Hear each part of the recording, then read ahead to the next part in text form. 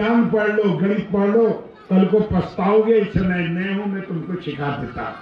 उसकी विद्या जो है दूसरे को देने में जाती है, धन उसका जो है दूसरे के परोपकार में जाता है।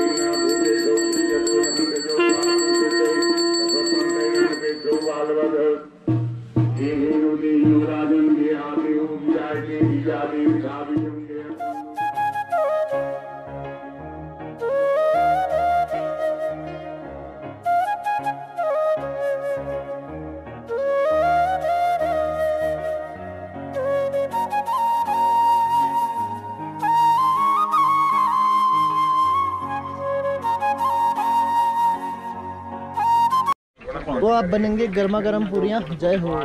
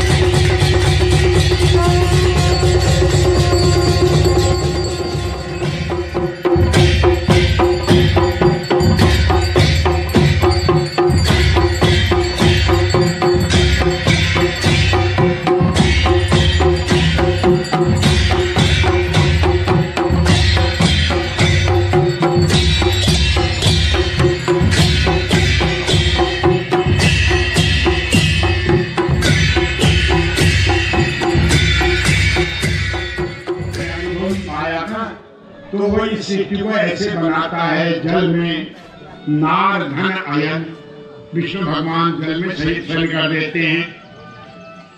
तो जब वो शयन कर रहे थे तो उनके नाभि से ब्रह्मा निकले। देखे मनुस्मृति में ऐसा लिखा है, अप एव ससर जादव तादु बीजम अवासजत, ऐसा लिखा है। सबसे पहले जल में बीज खींचा गया, डाला गया, यानी जल में सृष्टि बीज डाली हुई, तो वहां से सृष्टि बनी। तो ब्रह्मा के नाभि से कमल निकला, विष्णु के नाभि से जो पड़े हुए थे नारायण। और फिर ये ब्रह्मा को आदेश हुआ, पृथ्वी का निर्माण किया। फिर ब्रह्मा को आदेश दिया, तुम सृष्टि पैदा करो, सृष्टि बनाओ, संसार बनाओ। लेकिन ब्रह्मा जी जो है बहुत कोशिश की, पहले सोचा उन्होंने तो सनकादि 4 ऋषि निके, सनक, सनंदन, सनातन और सनत कुमार, ये नारद भी वही हैं, ये 4 निकले। इनसे कहा जाओ सृष्टि करो। इन्होंने कहा नहीं, हम संसार में नहीं पढ़ना, हम ज्ञानीकरण, हम नहीं करेंगे शादी। ये सनकादि ऋषि जो घर साल के चले गए। फिर उन्होंने कुछ पुत्र फिर पैदा किए, कैसे? मन से। लेकिन कोई भी सृष्टि करने में समर्थ नहीं हुआ। अब मानसिक शक्ति तो करने भई ने, तब उन्होंने एक दक्ष और प्रसूति नाम उन्हें धीरवाई प्रकट करी। बाएं अंग से प्रसूति, दाएं अंग से दक्ष पैद भई। ब्रह्मा के, क्योंकि वही है सृष्टि भी। तो तब उनसे कहा सृष्टि करो। तो उन्होंने कुछ चालन का जन्म दे दे, दक्ष प्रजापति सृष्टि को नहीं। तो उन्होंने कुछ चाल पैदा करी, उन चालन से कहो कि जाओ तुम सृष्टि करो। उस सृष्टि करने जब जानो छी तो नारद मिल गया बाट में। उन्होंने कहा, उन्हार दक्ष प्रजापति चालन का उनको खजाना है, उनको हम सृष्टि उत्पन्न करने जा रहे हैं। तो नारद को सृष्टि कैसे पैदा करोगे? जब तुमने जमीन का मालन ना पहली अपना घर गृहस्थी देख लियो, चले सकता न चले सकना, तब जमीन क्या करो? हम जमीन नहीं है, मकान ढूंढते मकान नहीं है, कैसे करोगे? जाओ पहले धरती का पता लगाओ, कितनी सृष्टि करनी है वो हिसाब से करना। हो गया, वो बच्चे गए तो वापिस ही नहीं आए, चले गए वो। तब नारद, दक्ष ने नारद को श्राप दे दिया कि हे नारद, तू एक जगह पर ज्यादा नहीं रहेगा, तू की गलत काम करता है। तब दक्ष ने 60 कन्याओं को जन्म दिया। दक्ष प्रजापति घर में प्रसूति बैठी, 60 कन्याओं जन्म, बहुत 60 और चली 60।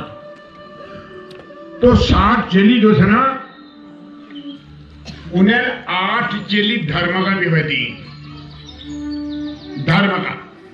उन्हें जो मूर्ति नामे घरवाल छो, उन्हों से ये नर नारायण पैदा हुए, जो बद्रीनाथ में नर नारायण पर्वत है, जिनके माध्यम से भगवान ने राक्षस को मार करके बद्रीनाथ में अपना अड्डा जमाया। ये जो बद्रीनाथ है ना, उसके आगे क्या लगा है? बद्री नाथ। नाथ किसको कहते हैं? शंकर जी को। ये बद्रीनाथ विष्णु भगवान का नहीं था पहले, ये शंकर का था। बद्रीनाथ तो शंकर जी की अपनी जगह थी। तब केदारनाथ गए शंकर जी, जब विष्णु ने उनको बाध्य कर दिया वहां से जाने के लिए, एक राक्षस को मारना था। तब विष्णु भगवान उस समय यहां आ गए तपस्या करने के लिए। तब शंकर जी उस जगह का छोड़ करके केदारनाथ चले गए। तब शंकर विष्णु भगवान वहां रहे। तब इसको कहते हैं बद्री केदार। बद्री माने वेद। वहां महालक्ष्मी भी आई, अपन पति कागी कागी ढूंढने ढूंढने वहां आई, वो तपस्या करना है। अब घाम लगी भाई, तो उस समय माता लक्ष्मी बेरो बोट मर गए, छाया करने उनने। तो वो जो बेर का पेड़ है वो बाहर है, नारायण जी भीतर है। वहां लक्ष्मी नारायण साथ नहीं है। तो ये कौन है? धर्म की पत्नी है ये मूर्ति, उन्हीं के बेटे हैं ये धर्म नारायण। तो 8 कन्याएं जो हैं धर्म को ब्याधी, 11 अपनी लड़कियों का विवाह रुद्र के साथ किया इन्होंने, एक अपनी लड़की शिव जी को ब्याधी और 27 लड़कियां चंद्रमा को दे दी। ये जो चंद्रमा है आकाश में, इनकी घरवालियां कितनी हैं? 27। और 13 कन्याएं कश्यप ऋषि को दे दी। 13 चेले जाकर कश्यप ऋषि को करो।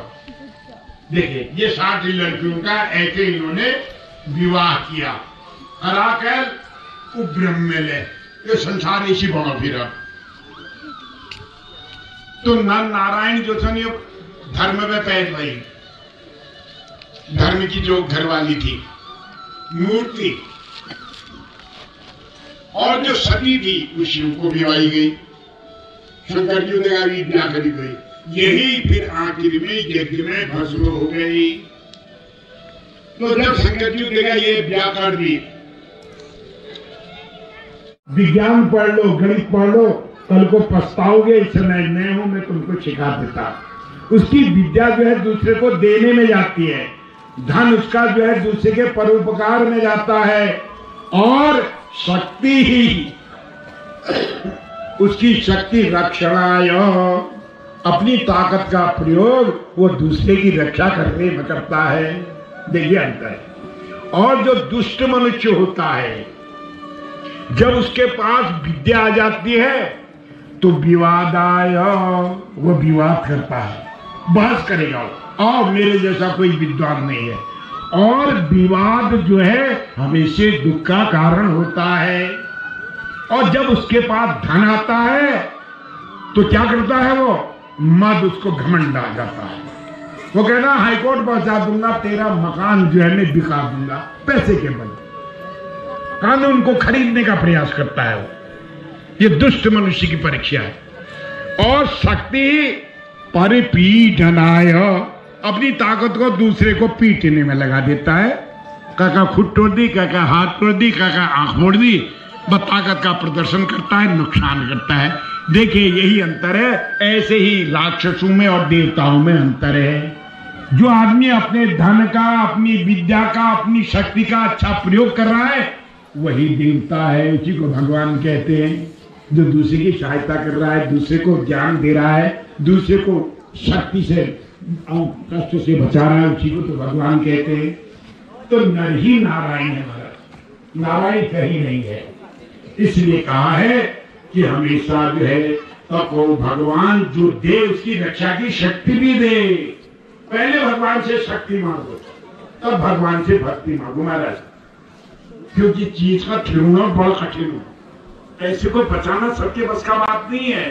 हमें बात डबल आ जाओ, खाजी लगे कभा बाजार का, कभा फूको, कभा बाजार का, अब है। तो इसलिए धन, बल और विद्या ये जिसके पास आ जाती हैं, इनको रोकने वाला कोई नहीं होता है, उसी को भगवान कहते हैं। तो ये गुण जिसमें आ जाते हैं तो यही वही बात है। तो हिरण्यकश्यप के बाद तो युग आगे होगा। अभी त्रेता राम अवतार की कथा भी है इसमें। क्यों? वो वचन को निभाने के लिए। तो आज की कथा यही विराम करते हैं। कल को फिर 12 बजे से हम कथा कर रहे हैं 3 बजे तक। तो आप लोग ने जो कथा में बड़ी शांति धरी, शांति बराबर यज्ञ न कोई, मैंने बता रखा है। जिस घर में शांति सिखाते हैं वहां बड़ा आनंद आता है। जिस गांव में शांति है वो गांव उन्नति करता है। जिस कथा में शांति है वो कथा में आनंद आता है। आप लोगों ने सहयोग दिया, इसलिए आप लोगों का आभार। आज की कथा आप लोगों के लिए सफल हो गए। इसी प्रकार आप आए, कथा में सहयोग करें। बोलो श्री कृष्ण भगवान की।